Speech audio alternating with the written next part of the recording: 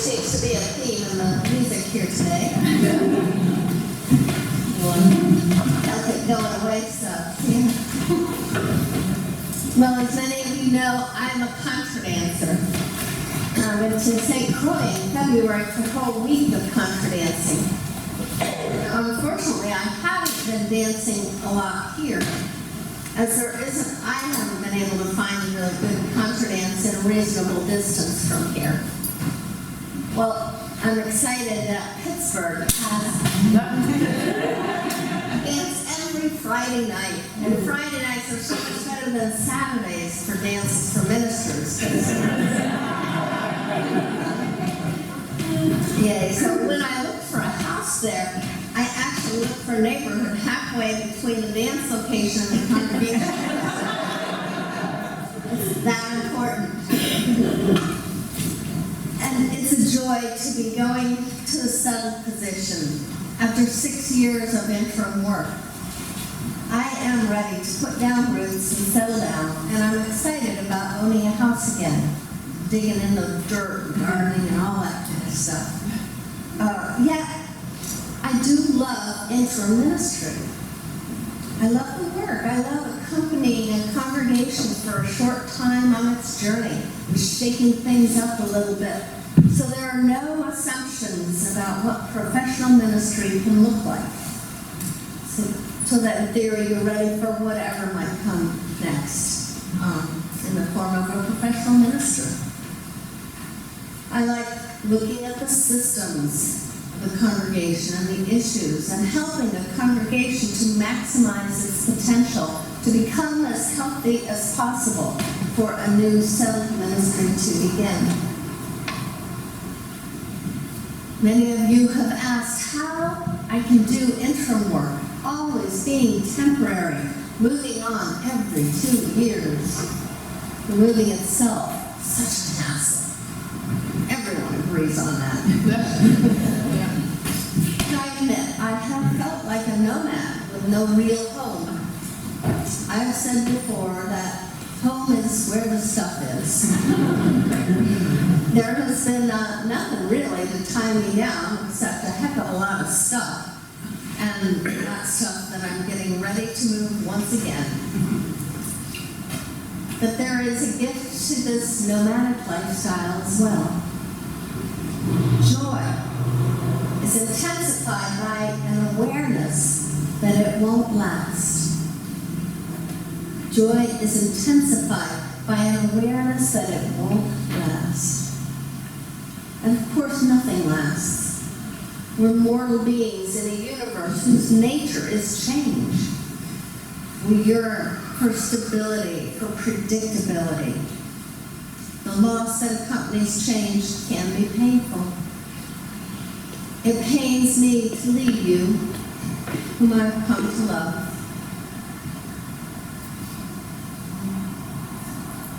And yet, neither the pain nor the leaving diminish the love or the joy we can have in being together today, in this moment. On the contrary, if we can get past wishing it were otherwise and simply accept what is and what must be, the sadness and the joy intermingle in a poignancy that helps us to be more alive. Awareness that the dance must end allows us to dance with more abandon. Even though I haven't done much contra dancing in my 2 years here, I've been dancing with you. And you have been a great dance partner. You've shared your stories with me, and I've shared mine with you. We've sat together in moments of shared solitude, knowing both our absolute aloneness and our undeniable belonging. We've done the waltz, the tango, and even the foxtrot, perhaps, as we danced together to differing tempos. And in the process of our dance together, we've accomplished a great deal. We've revised our congregational covenant. making it fresh for a new time. I hope you will continue to revisit it every 5 years or so to keep it fresh. And in the meantime, I hope you will use it well. Keep it in the center of your congregational life, as it is the glue that holds you together. I've helped you look at your governance structure, working on an organizational chart with your board president, Jack, and sharing it with you in the e-news. Only once, so you may have missed it. And partly because of that, this could use more work, frankly, as you still operate in many ways like a fellowship where the board runs the place and the minister just comes in to preach and offer pastoral care. When I came, I found the basics of a shift already in place, and I've tried to help that shift to happen without making too big a deal of it. And the shift I'm talking about is toward a separation of the legislative and the executive functions, just like our government separates those out. Basically, the board sets policy and is responsible for oversight at the highest levels, while the minister, the staff, and the committees and teams do the work of the congregation. They have the authority to make decisions about their work, only needing to check in with the board if they, say, want to exceed their budget, something momentous like that. So that the board is free to do the visioning work and the planning and the judiciary responsibilities of watching the money, and the ministry and all the volunteers and staff are free to do their work without being micromanaged, basically.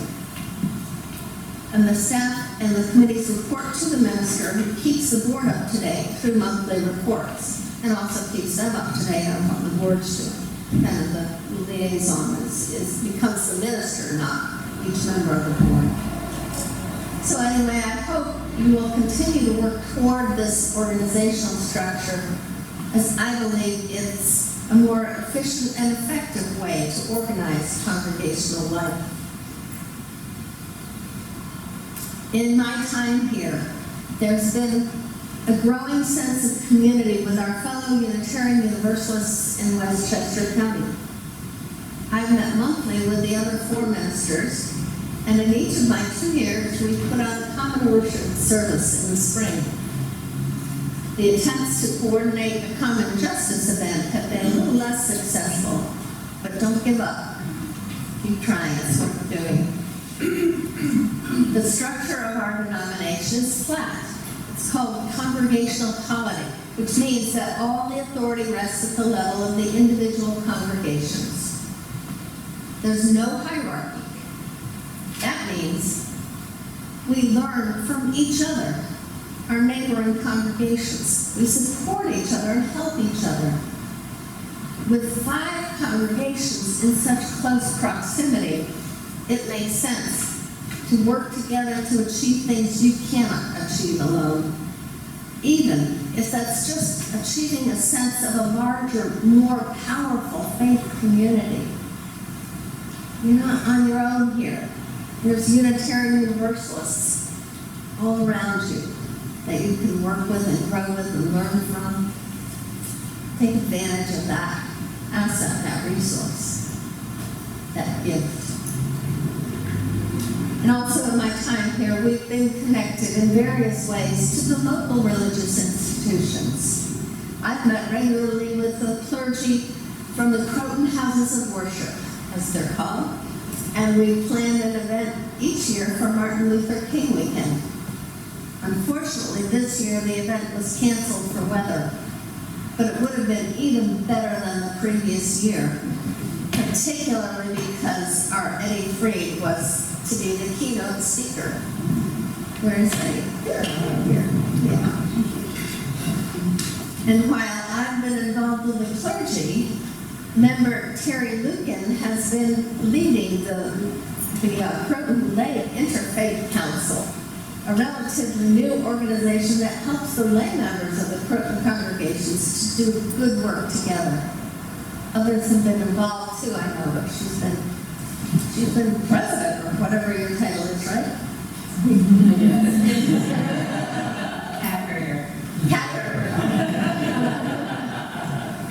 So another good organization to be involved with.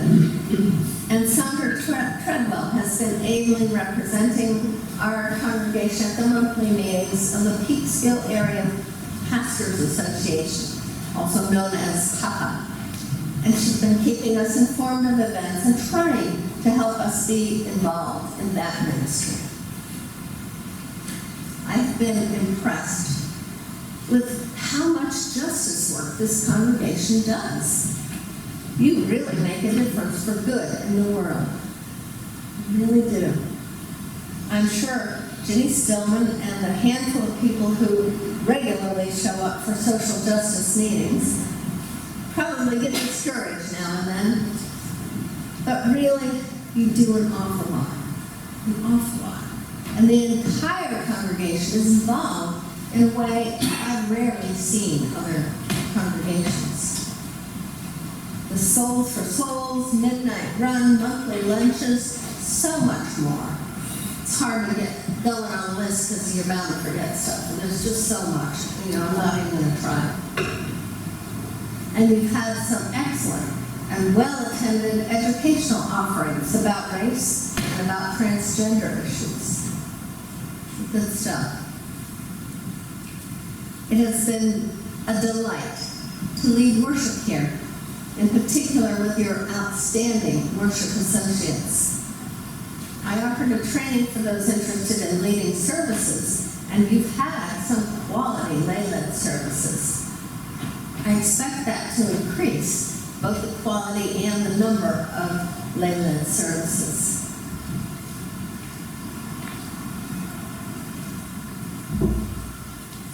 Another thing you do really well is music. Especially for a congregation your size, you shine. And not only do you have lots of talented musicians, you have Josiah.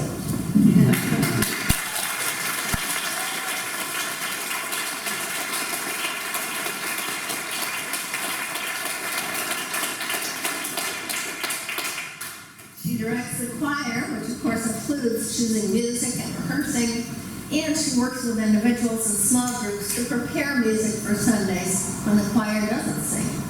She puts in time she doesn't get paid for, and that's only a small part of the gifts that she brings. Continue to appreciate her. I also have to mention the arts. The way you use the visual arts here is something I will always remember. It's not just the art on the sanctuary walls that changes frequently and always quality, but the decorations for major events and even some minor events. It's amazing. Keep it up. And, I could just go on and on. There is so much here that you do that is amazing. And can you help that little cellist?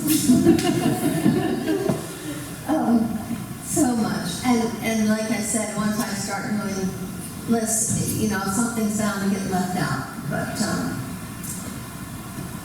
these are just some of the highlights, some of the amazing ways, I think, that you live out your faith in this world.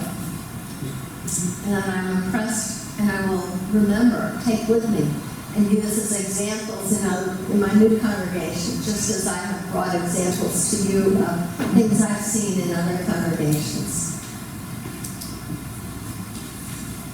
Well, probably the most significant thing we've done here these 2 years together is the capital campaign. This is a big deal. You recognize the need for a better facility, and you came up with the funds to get one. Now, the fun part, finding that new facility. You'll be looking. You'll be looking for properties for sale. You'll be thinking about, do we build, do we buy, it's a creative effort. It'll be very fun. And I'll be watching from Pittsburgh, eager to see what you come up with. And on top of all that, you called a new settled minister. Your search committee worked long and hard and brought you a candidate who you decided to call to be your minister.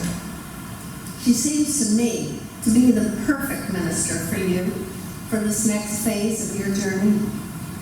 I am so glad you have the Reverend Leanne Washington to lead you into the future. I feel good about leaving, knowing I am leaving you in good hands. You are a wonderful congregation, and I've enjoyed my 2 years with you immensely. You've helped me to grow in my ministry as well, and I thank you for that. And the dance we've been doing together is coming to an end. You've been a great partner, but we've each got new partners for the next dance. Usually at the end of a contra dance, I curtsy to my partner. But today I feel the appropriate gesture is namaste, which says in essence, the divine in me bows to the divine in you.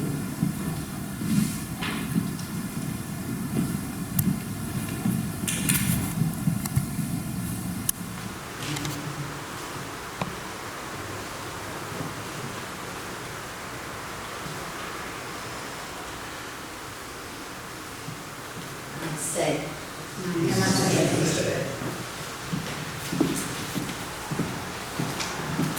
Oh, let's sing one last time. I'm using my favorite hymns today. Touch the earth, reach the sky, number 301.